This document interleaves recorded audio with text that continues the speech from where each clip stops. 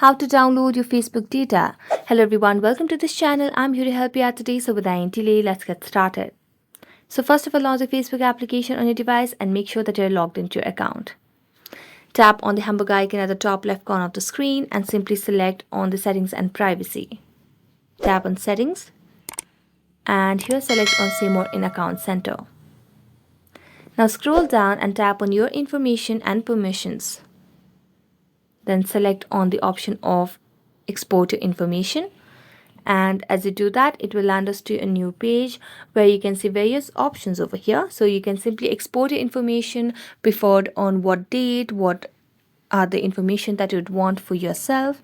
So you can simply select it. I'm going to tap on export your information once more over here, and as we do that you can simply tap on create export and select on your profile. Tap on export to device and here you can simply tap on start export.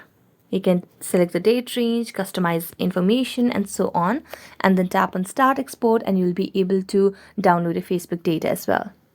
So that's it. Thank you so much for watching this video. See you next time.